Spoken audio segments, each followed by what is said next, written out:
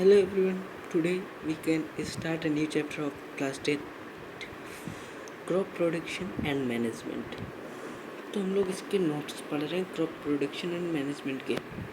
In order to provide food for a large population, regular production, proper management and distribution of food is necessary.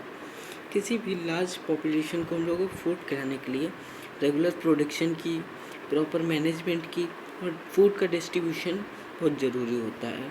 तो हम लोग देखते हैं crop क्या होता है। When plants of same kinds are grow and cultivate at one place on the large scale is called crop।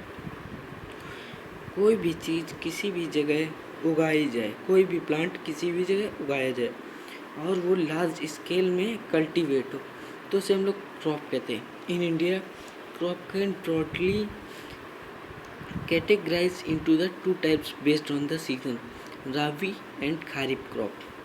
Sowing of seeds at appropriate depth and distance gives good yield. Good variety of seeds are sown after selection for healthy seeds. Sowing is done by the seed drill. हम लोगों को एक अच्छी खेती के लिए high yielding variety वाले seeds की ज़रूरत पड़ती है, जिससे हम लोगों की क्रॉप जो हो वो और अच्छी हो। सॉइल होते हैं उसके अलग अलग फर्टिलाइज़र्स जो होती हैं वो यूज़फुल होती है उसके लिए। अगर हम लोग अच्छी फर्टिलाइज़र्स का यूज़ करेंगे उसमें तो क्रॉप अच्छी होगी। तो basic practice of crop production, preparing of soil.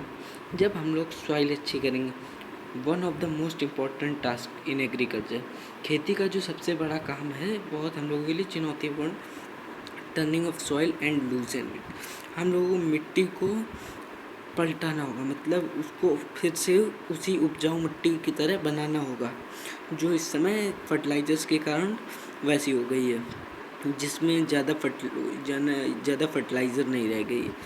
इसलिए हम लोगों को प्रिपरेशन ऑफ सॉइल करना होगा। सोइंग बोना पड़ेगा, जो खेतों में बोना पड़ेगा, जो सीड्स बोने पड़ेंगे। Adding of manure and fertilisers, हम लोग उसमें खाद और कुछ अलग अलग प्रकार के फर्टिलाइजर्स को यूज़ करना होगा जिससे खेत में जो चीज़ें वो अच्छी उगें। तो अब हम लोग देखते हैं फर्टिलाइज़र क्या होता है। Inorganic compound contain nutrition such as nitrogen, potassium and phosphorus. वो ऑर्गेनिज्म जिनमें नाइट्रोजन, पोटेशियम और फास्फोरस हो उसे हम लोग कहते हैं फर्टिलाइज़र, जैसे यूरिया, एल्युमिनियम सल्फेट। ठीक है, अब हम लोग देखते हैं मैन्योर क्या होता है। Natural substance prepared for decomposition of plant and animal wasted. वो चीज़ें जो हम लोग नेचुरल चीज़ें होती हैं जो डिकम्पोज, जैसे प्लांट का वेस्ट, एनिमल का वेस्ट, जो चीज़ें होती हैं जैसे काउ डंग, एनिमल बोन्स, ये उसे कहते हैं हम लोग मैन्योर। अब हम लोग देखते हैं इरिगेशन क्या होता है। इरिगेशन बेसिकली वो होता है जैसे खेतों में हम लोग पानी डालते हैं अलग अलग प्रोसेस से। Method of irrigation, traditional method of irrigation, mode, chain pump, जो कि राहत, ये हम लोग के हैं। मॉडर्न मेथड जो है स्प्रिंकलर मेथड, ड्रिप सिस्टम। तो ये ढेकली में राहत जो है इसमें बेसिकली दो हॉक्स होते हैं, वो चारों तरफ घूमते रहते हैं, उसमें 4-5 बाल्टी बांध दी जाती हैं और वो घुमा करता है और खेत में पानी जाया रहता है। जो स्प्रिंकलर है वो एक प्रकार की धार को ढीला करता है वाटर की। ड्रिप सिस्टम भी ऐसा ही है। प्रोडक्शन ऑफ सीड्स अब हम लोगों को देखना है। Production of weeds, weeding involve removal of unwashed and uncultivation plant called weeds. जो हम लोगों को खेत में जो चीज़ें अच्छी नहीं लगती और हम लोग जिनको नहीं चाहते कल्टीवेट करना, उसे हम लोग कहते हैं प्रोडक्शन फ्रॉम वीड्स।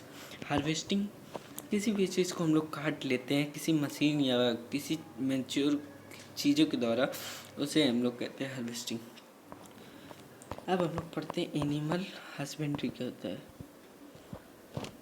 ये जो दिया है storage, proper storage of grains. जो हम लोगों की चीज़ें होती हैं वो साल भर खाएंगे तो उसे स्टोर करने के लिए जो चीज़ होती हैं उसे हम लोगों को एक स्टोर करना होगा, उसी से बेचते हैं, उसी से खाते हैं। और अब हम लोग को पढ़ना है एनिमल हस्बेंड्री। ये क्या होता है। Food is obtained from the animal for which animal is rearing. जो एनिमल से फूड मिलता है उसे कहते हैं एनिमल हस्बेंड्री। जैसे जैसे कि हम लोग मान लेते हैं जैसे milk curd. Thank you. Please channel को लाइक शेयर और सब्सक्राइब कर दीजिएगा। आपका चैप्टर जो क्लास 8 का है इतना ही दिया गया था, क्रॉप प्रोडक्शन एंड मैनेजमेंट में। Thank you. प्लीज़ चैनल को लाइक शेयर और सब्सक्राइब कर दीजिएगा, जिससे आपको सबसे पहले क्लास 8 की वीडियो मिलते रहें, और अपने दोस्तों के साथ भी शेयर कर दीजिएगा। Thank you.